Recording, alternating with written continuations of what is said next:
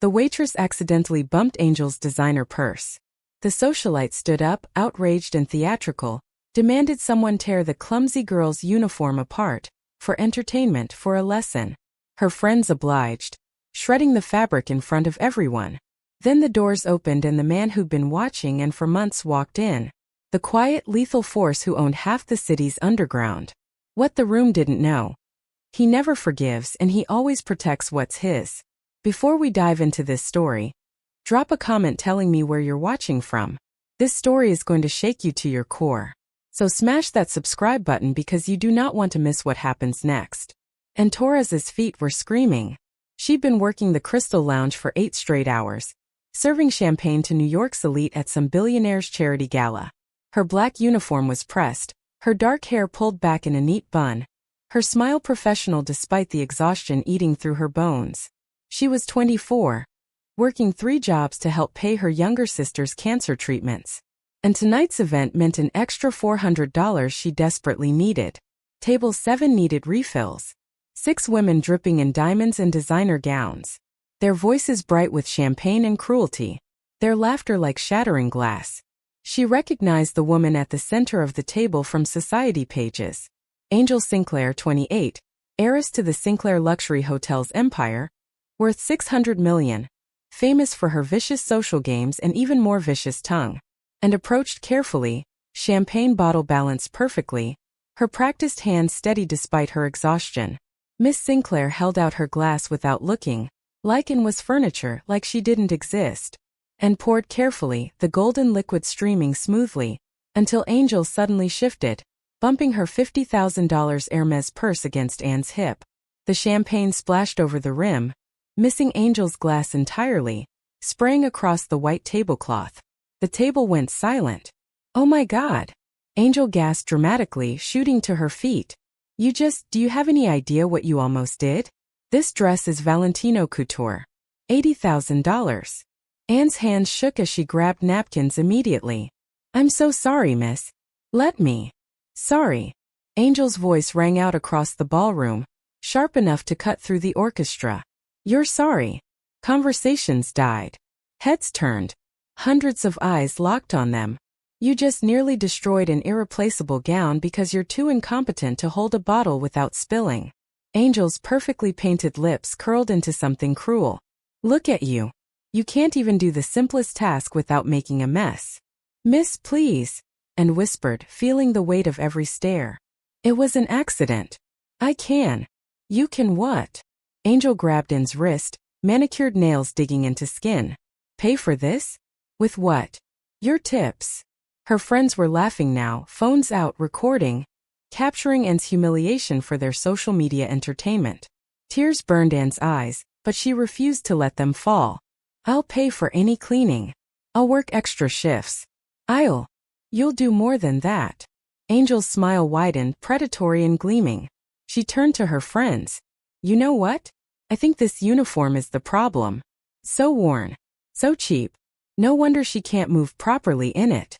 One of her friends, a blonde in emerald silk, caught on immediately, her eyes lighting up with vicious delight. You're absolutely right, Angel. Someone should help her fix it. Someone get me scissors, Angel announced, her voice dripping with false sweetness. Actually, we don't need scissors.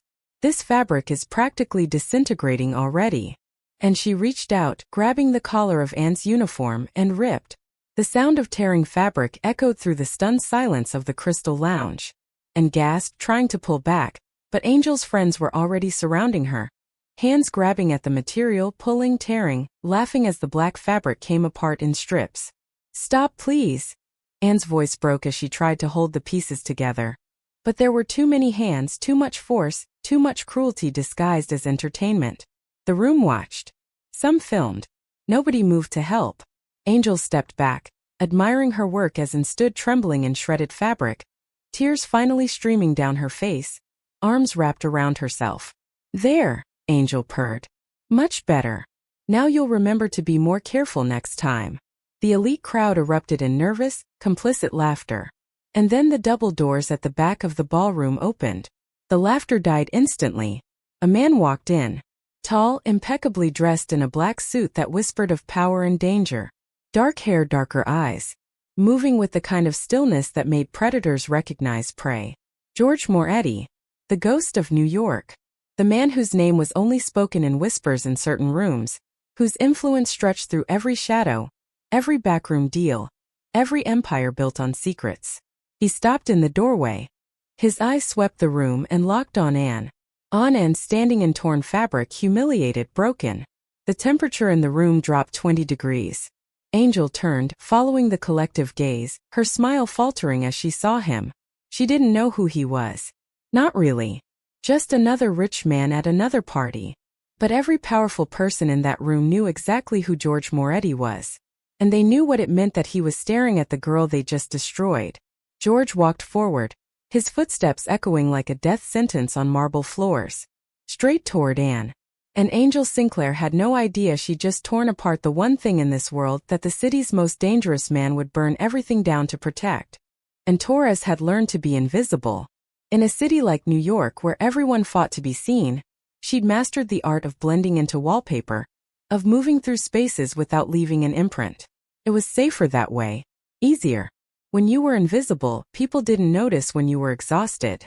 They didn't see the holes in your shoes or the way your hands trembled from skipping lunch again. She'd been invisible for 2 years now. Ever since her parents died in the car accident that should have killed her sister too. Lily had survived barely, 22 years old and fighting stage 3 leukemia with the kind of stubborn hope that made Anne's heart break every single day. The treatments were experimental, expensive, brutal. Insurance covered a fraction. The rest fell on Anne's shoulders like stones piling up until she couldn't breathe. 3 jobs. Waitress at Marco's Diner from 6 to noon. Retail clerk at Bloomingdale's from 2 to 6. And nights like tonight. Catering events for elite service group, where the tips could make the difference between paying the electric bill or choosing between electricity and Lily's medication. Tonight was supposed to be different. Tonight was the Crystal Lounge Charity Gala, where Manhattan's wealthiest gathered to throw money at causes they'd forget by morning. The manager had promised her this assignment specifically. High-profile event, and these people tip in hundreds. You do this right, you could walk out with an extra $4, maybe $500. $500 meant Lily's next round of chemotherapy. It meant keeping their apartment for another month. It meant hope, however fragile. And had arrived 2 hours early, pressing her uniform until every wrinkle disappeared, pulling her dark hair back so tightly it hurt. She'd practiced her smile in the bathroom mirror. Warm but not familiar, professional but not cold. The smile of someone grateful to serve, someone who wouldn't cause problems. The Crystal Lounge was obscene in its opulence. Crystal chandeliers dripping light like expensive tears. Marble floors polished to mirrors. Tables draped in silk. Centerpieces of orchids that cost more than and made in a month. She'd walked through those golden doors and felt the familiar weight of her own insignificance. These people lived in a different universe. They wore jewelry worth more than most people's houses. They laughed too loud, drank too much, threw money around like confetti. And moved among them like a ghost, refilling glasses, clearing plates, absorbing their careless cruelty with the same practiced smile. 7 hours in, her feet were screaming. Her lower back ached. She'd eaten nothing but stolen dinner rolls and water. But she kept moving, kept smiling, kept being invisible. Just a few more hours. Just enough tips to save her sister. She never imagined that being invisible was about to end. That the woman in the gold dress at table 7 was watching her with predatory interest.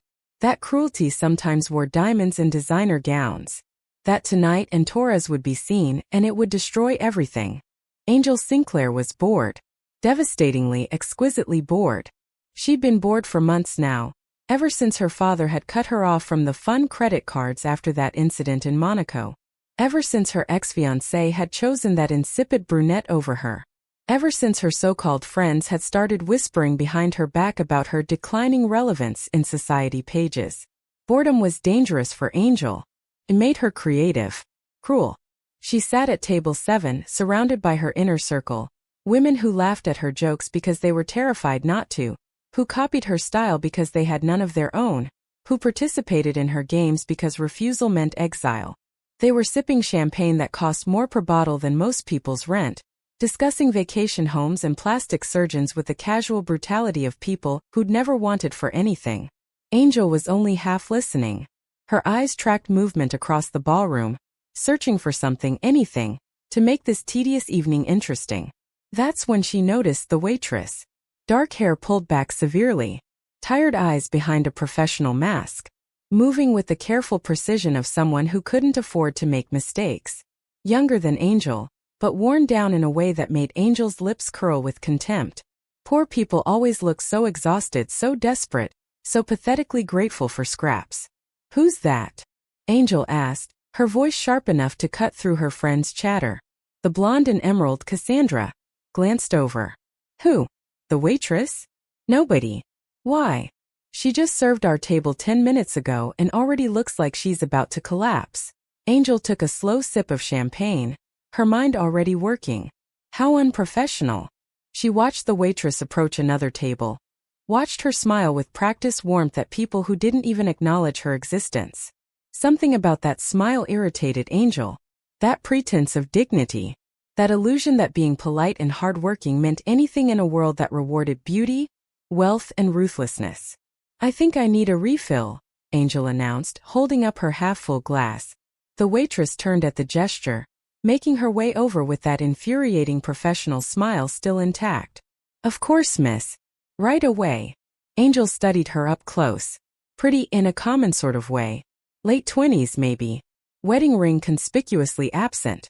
Probably supporting some deadbeat boyfriend or aging parents. The kind of tragic backstory that people wrote bad movies about. As the waitress poured, Angel shifted deliberately, bumping her $50,000 Hermes bag against the girl's hip. The champagne splashed across the white tablecloth. "Perfect." Angel's friends gasped on cue, their shock deliciously theatrical. The waitress's face drained of color, her hands trembling as she immediately reached for napkins. "Oh my God." Angel stood, her voice pitched to carry across the ballroom. She'd trained in theater at Juilliard before dropping out. She knew exactly how to command a room. Do you have any idea what you almost did?" The conversations around them stuttered to silence. Heads turned. Phones emerged from designer clutches. Angel felt the familiar rush of power, of control, of finally not being bored. The waitress was stammering apologies, her eyes wide with terror, and Angel smiled. Not the polite society smile she'd been wearing all evening. This was something else. Something hungry. "This dress is Valentino couture. $80,000. The girl's face went from pale to white. Angel could practically see her calculating how many years of tips that represented. And suddenly, Angel knew exactly how this evening was going to become interesting. The moment Angel's fingers closed around Anne's wrist, and knew this wasn't going to end with an apology and a clean tablecloth. She'd seen that look before, in high school hallways, in cruel customers' eyes, in the faces of people who found entertainment in others' suffering. But she'd never seen it dressed in $80,000 couture and dripping with diamonds. "You know what?" Angel's voice rang through the ballroom with crystalline clarity. "I think this uniform is the problem.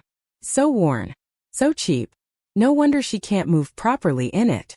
Anne's stomach dropped. Around them the silence was absolute. 300 of New York's elite watched with the stillness of an audience waiting for the curtain to rise on a tragedy. Cassandra caught on first, her perfectly painted lips curving into a smile that belonged on something predatory.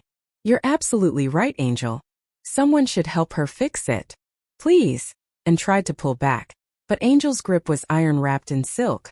"Someone get me scissors," Angel announced, her eyes bright with malicious joy. She paused, tilting her head as if considering. "Actually, we don't need scissors. This fabric is practically disintegrating already." And she grabbed the collar of Anne's uniform and ripped. The sound of tearing fabric cracked through the silence like a gunshot. And gasped, both hands flying up to hold the material together. But Angel's friends were already surrounding her. A circle of designer gowns and cruel laughter closing in like wolves. "Stop!" Anne's voice broke as Cassandra grabbed her sleeve, yanking hard enough that the seam split. Another hand seized the hem of her shirt. More tearing. The sound was obscene, violent, echoing off marble floors and crystal chandeliers. "Please don't, I need this job," and was begging now, tears streaming down her face as she tried to protect what remained of her uniform. But there were too many hands, too much strength, too much gleeful cruelty. The blonde ripped the fabric across Anne's shoulder blade. Someone else tore at the waistline. Angel stood back slightly, directing the destruction like a conductor orchestrating a symphony of humiliation. "This is what happens when you're careless," Angel purred, loud enough for the entire room to hear. "When you don't know your place." Anne's uniform hung in shreds now, strips of black fabric barely covering her tank top and work pants underneath. She stood trembling, arms wrapped around herself, trying to hold the pieces together while 300 people watched. Some filmed on phones held at chest level, discreetly capturing her degradation. Others simply stared with the detached curiosity of people watching an insect being pulled apart. Nobody moved to help. Nobody spoke in her defense. The orchestra had stopped playing. Waiters stood frozen along the walls, their faces carefully blank, knowing that intervention meant joining her in unemployment. Angel stepped back, admiring her handiwork with the satisfaction of an artist surveying a finished canvas. "There. Much better. Now you'll remember to be more careful next time, won't you?" And couldn't speak, couldn't breathe, could only stand there in torn fabric and shattered dignity, while the room erupted in nervous, complicit laughter. Then the doors opened, and everything changed. The laughter died like someone had cut its throat. George Moretti stood in the doorway of the Crystal Lounge, and the temperature plummeted. Not metaphorically. The air itself seemed to freeze, crystallizing around the sudden, suffocating silence that swallowed 300 people whole. He didn't announce himself. Didn't need to. Power like his didn't require introduction. And couldn't see him through her tears, through the blur of humiliation and shredded fabric. But she felt the shift in the room, the way every conversation stopped mid-word, the way phones disappeared into pockets, the way even Angel's cruel smile faltered and died. George Moretti was 42, though he looked younger. Dark hair touched with silver at the temples, a face carved from marble and violence, handsome in the way that predators are beautiful, elegant and lethal. His suit was black, custom-tailored, worth more than most cars but worn with the carelessness of someone who didn't need clothes to command respect. Fear did that for him. He was the ghost of New York. The name whispered in boardrooms and back alleys with equal reverence. The man who'd built an empire in shadows, who owned politicians and judges and police commissioners the way other men owned stocks. He didn't make threats. He made people disappear. He didn't raise his voice. He destroyed entire family legacies with a phone call. And he was staring at Anne. His dark eyes swept the ballroom once, cataloging faces, filing away everyone who'd watched, everyone who'd filmed, everyone who'd laughed, before locking onto the girl standing in torn fabric with her arms wrapped around herself. George had been watching in Torres for 6 months.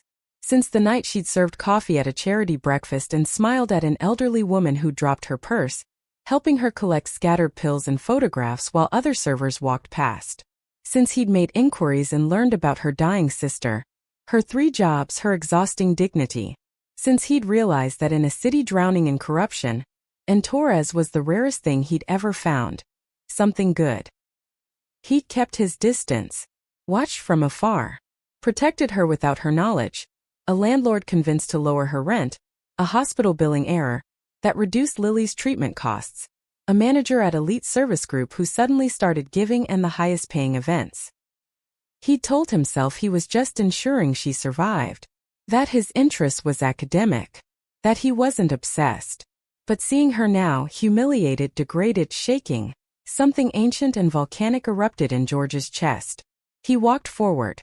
Each footstep echoed like a judge's gavel on marble floors. The crowd parted without being asked, bodies instinctively moving away from the path of something dangerous. And finally looked up through her tears, and their eyes met. George saw everything in that moment, her shame, her fear, her exhaustion, her rage at her own powerlessness. And she saw something in his eyes that made her breath catch. Recognition, protection, and a promise written in blood and shadow. He stopped 3 feet from her, close enough that she could see the muscle ticking in his jaw, the absolute fury contained behind perfect control. Who did this? His voice was quiet, conversational, the kind of quiet that preceded executions. Anne's lips trembled. She couldn't speak. George didn't need her to. He already knew. George shrugged off his jacket in one fluid motion, the movement almost casual if not for the coiled violence radiating from every line of his body. The jacket was Italian wool, custom-made, worth more than Angel's dress. He draped it over Anne's shoulders with a gentleness that contradicted everything about him, the way a man might handle something infinitely precious and breakable, and flinched at the contact, then froze as the weight of the jacket settled around her. It was warm from his body heat, smelling of expensive cologne and something darker, more dangerous. She pulled it closed with trembling fingers, the fabric swallowing her small frame. "Look at me," George said quietly. Anne's eyes lifted to his.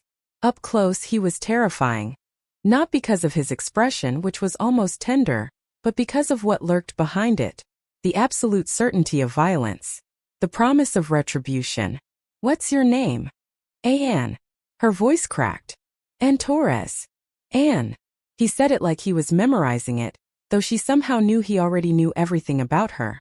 "Are you hurt?" She shook her head, unable to form words, still trying to understand why this man, this stranger who moved through the room like death incarnate, was looking at her like she mattered. George's hand came up slowly, giving her time to pull away. When she didn't, his fingers brushed her cheek, wiping away a tear with his thumb. The gesture was shockingly intimate in a room full of 300 witnesses. "Nobody touches you again," he murmured, his voice pitched for her ears alone. "Nobody looks at you like that again. Nobody makes you feel less than what you are."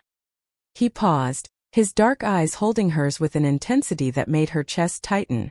"You're under my protection now. Do you understand what that means?" And didn't.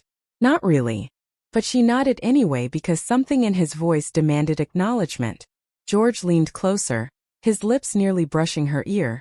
His next words a whisper that would haunt her forever. "I'm going to destroy everyone who did this to you. Not quickly. Not mercifully. I'm going to dismantle their lives piece by piece until they beg for the mercy of being forgotten. And when it's done, when there's nothing left of the world that hurt you." His hand cupped her face, tilting it up so she had to meet his eyes again. "You're going to let me take care of you. You and your sister. No more 3 jobs. No more standing until your feet bleed. No more being invisible." I can't," Anne's voice broke. "Why?" The question hung between them, vulnerable and confused. George's smile was small, sad, and somehow the most dangerous expression she'd seen all night. "Because 6 months ago, I watched you help an old woman pick up her scattered pills while everyone else walked past. Because you work yourself to death for a sister you love. Because you're good, and Torres, and good things are rare in my world." His thumb traced her jawline. "Because I've been half in love with you since that moment. And watching them hurt you just made the decision easy." He straightened, his hand falling away, and turned to face the room. The real nightmare was about to begin. George didn't raise his voice. He didn't need to. "Marcus." One word spoken with calm authority. A man materialized from the shadows near the bar, mid-50s, gray suit, the kind of face that disappeared in crowds. Marcus had been George's right hand for 20 years, executing orders that ranged from hostile takeovers to bodies that never surfaced. "The woman in gold," George said, his eyes never leaving Angel's face. She stood frozen 10 feet away, her earlier confidence crumbling as recognition finally dawned. "Find out everything. Family, assets, debts, scandals, everything they've buried. I want it all on my desk by morning." "Yes, sir." Marcus was already typing on his phone. George finally addressed Angel directly, his voice conversational. "What's your name?" Angel's mouth opened and closed. Around her, the crowd had pressed back even further, leaving her exposed in a circle of expensive marble. "Angel. Angel Sinclair." "Sinclair." George tilted his head slightly. "Sinclair Luxury Hotels. Your father is Richard Sinclair. Net worth approximately $600 million. 3 properties in Manhattan, 2 in the Hamptons, hotels in Miami, London, Dubai." He spoke like he was reading from a financial report. "You have a trust fund worth $50 million that vests when you turn 30. 2 years from now." The color drained from Angel's face. "How do you?" "I know everything about everyone in this room, Miss Sinclair." George took a single step toward her. She stumbled backward. "I know your father owes $300 million to Mercantile Bank." I know his Dubai property is hemorrhaging money. I know he's been cooking the books for the past 3 years to hide the losses from investors. He paused. And as of 10 minutes ago, I know that Mercantile Bank just sold your father's debt to me. The room seemed to tilt. Angel grabbed the back of a chair to steady herself. That's impossible, she whispered. I made a phone call from the parking lot. George's smile was colder than the grave. Your father's quarterly loan payment is due in 6 days. I'm calling it in full. 300 million. Immediately.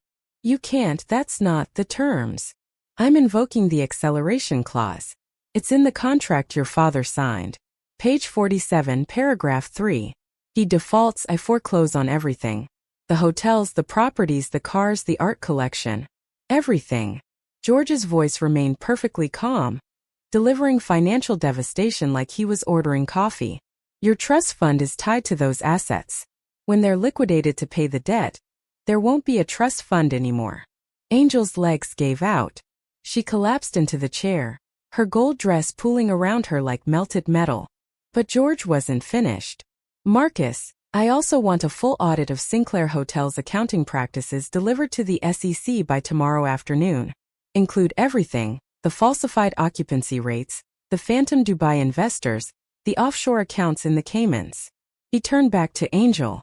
Your father will be under federal investigation by the end of the week. Fraud, tax evasion, wire fraud. 15 to 20 years if convicted. Please, Angel's voice cracked.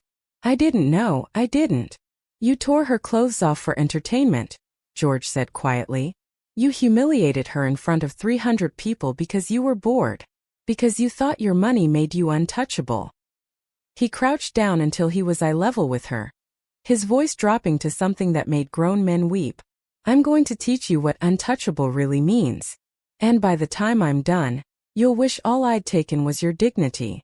3 days later, Angel Sinclair stood outside George Moretti's office building in Midtown, her hands shaking as she clutched her phone.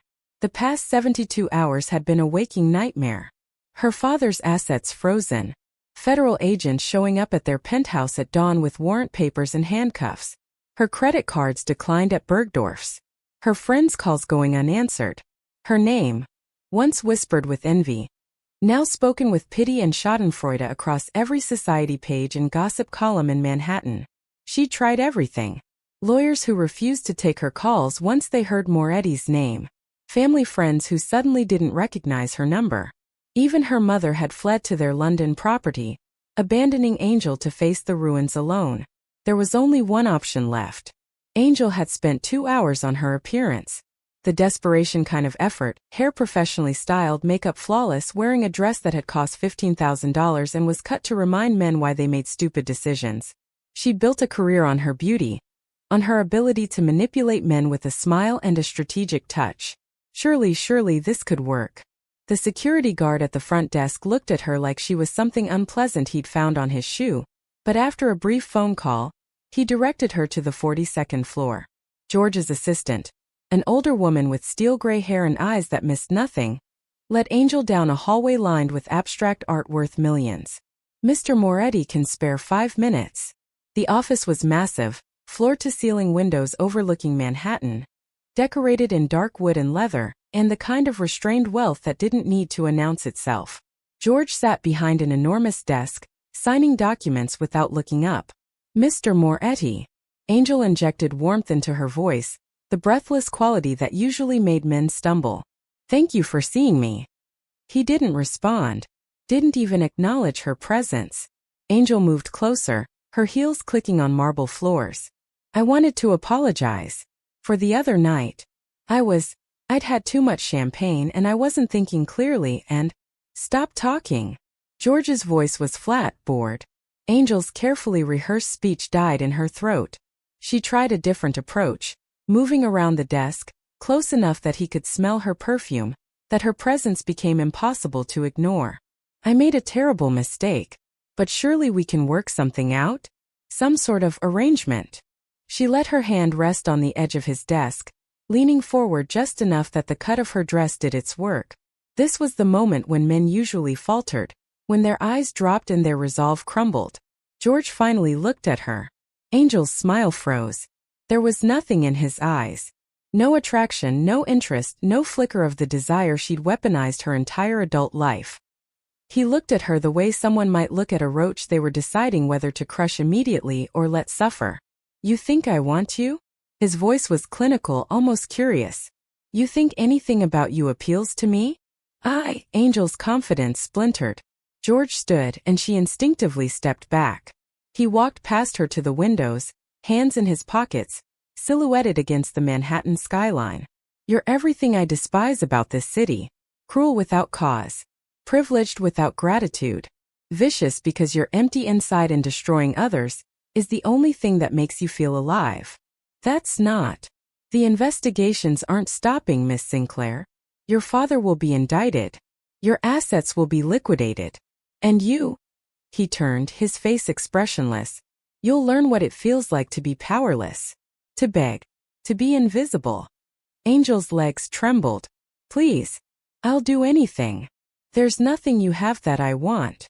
The fall came in stages, each one more devastating than the last. First, the money disappeared. Richard Sinclair's assets were liquidated with surgical precision. Hotels sold at fire sale prices to shell companies that Marcus controlled, properties seized by banks, offshore accounts frozen by federal agents who'd received anonymous tips about tax evasion. Within 2 weeks, a $600 million empire was reduced to legal fees and criminal charges. Angel watched her trust fund evaporate like morning mist. The penthouse went first, sold to cover a fraction of the debt. Then the Hamptons properties, the cars, the art collection her mother had spent decades curating. Everything with the Sinclair name attached was torn apart and scattered to creditors like carrion. Her father's arrest made the front page of every major newspaper. Richard Sinclair, once a titan of Manhattan's hotel industry, photographed in handcuffs being led from his own lobby. Fraud. Tax evasion. Wire fraud. Money laundering. The charges stacked up like kindling waiting for a match. But George wasn't finished.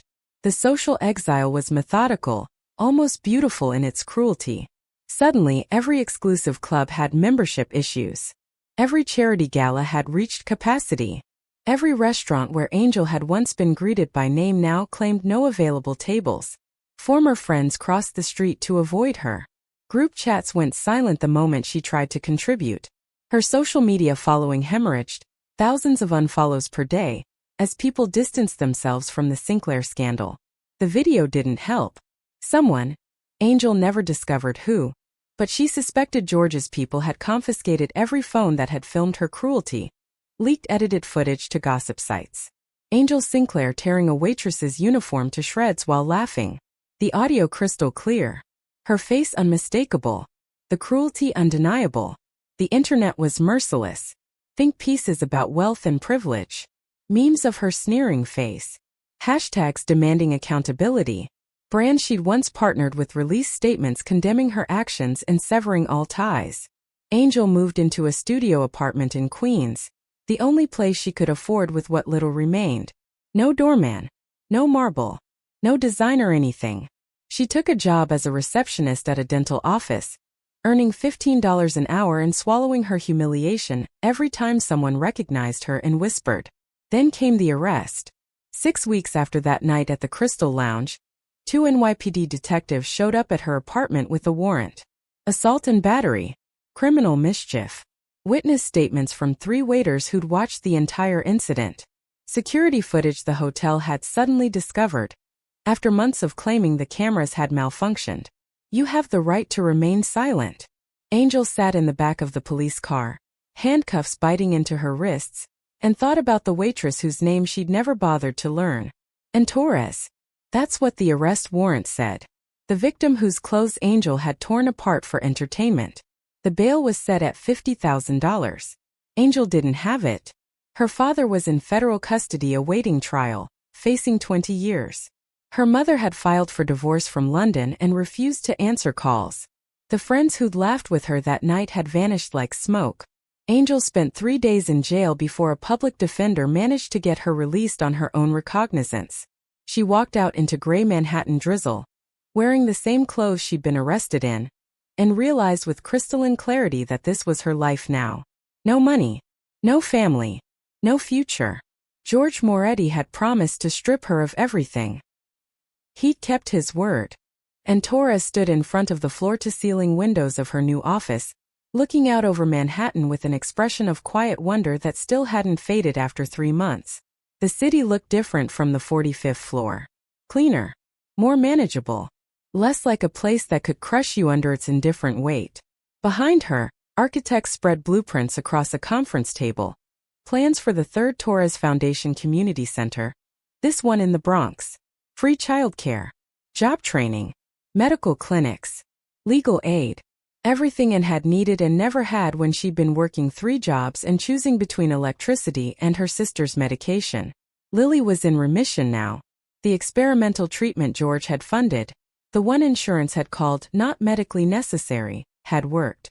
She was 22, healthy, attending Columbia on a full scholarship that had mysteriously appeared after George made a single phone call to the university's board of directors. And hadn't wanted to accept George's help at first. The night at the Crystal Lounge, after he'd destroyed Angel's world with 6 phone calls, he'd taken Anne to a private hospital to be checked for injuries. Then he'd driven her home, not to her cramped apartment, but to a penthouse he owned in Tribeca.